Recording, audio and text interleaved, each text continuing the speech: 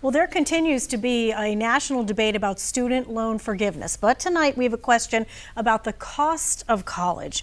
This year, the cost of in-state tuition and fees for the state's flagship university, UNH, is $19,024. That's about $5,000 more than Cal Berkeley, considered the best public school in America, and $13,000 more than the University of Florida. So Governor Sununu, why does UNH cost so much more than other prominent state schools? And if reelected, would you push to lower in-state tuition? Look, across New England, our state schools, Vermont, I think is even higher than us. Across New England, state schools traditionally are a little higher in cost. We have a lot more options in terms of the mid levels. So we've increased the amount of money that we put in. I believe UNH announced today or yesterday that they're freezing the actual tuition rate for the 4th year in a row, which is a good sign. We have a phenomenal opportunity in terms of our community colleges, and again, we manage those numbers. But overall, New England as a whole always has a pretty high cost in terms of the actual public schools because there's so much opportunity with the private schools as well.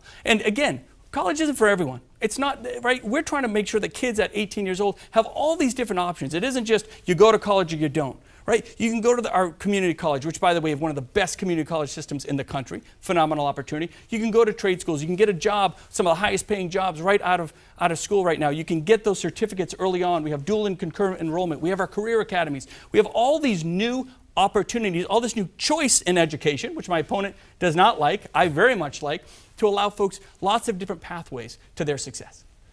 And Dr. Sherman, would you commit to lowering in-state tuition at UNH? Absolutely, not just UNH, but Keene State and Plymouth State.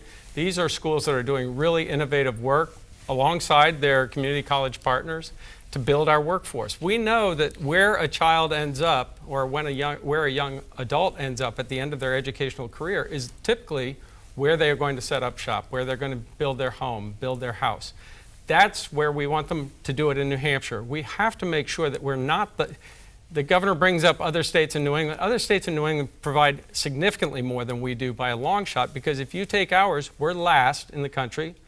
We're last in the country, and if you double it, we're still last in the country. The governor has had 6 years. This is a critical part of our workforce development program. That's what we need to be doing. We need to be working with our community colleges, our university system, making sure that children who are young people who actually commit to New Hampshire may even have tuition waivers.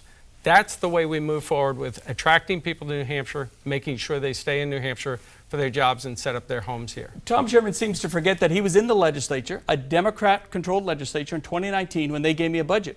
You guys didn't double the amount of money going to the university system. I didn't cut any money there. So again, Democrats had the opportunity. It's easy to say, and when you had the shot, you didn't do it. So let me ask you, how are you going to reduce tuition?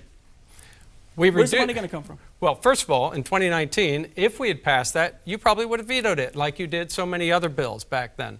But second of all, what we need to be doing is we need to be bringing down tuition. We have the surplus. We can reinvest. And if we reinvest in our university program, like so many other states are doing, we get our children to stay here for their careers. That's how we do it. The surplus is one-time money. Again, so Tom Sherman will solve the problem for 1 year. No, actually, we've had a surplus running now 3 budgets in a row. You're welcome. And if we, I do thank Maggie Hassan, and I thank Democrats in 2019 because you vetoed it first time through. Let's move on to our next question.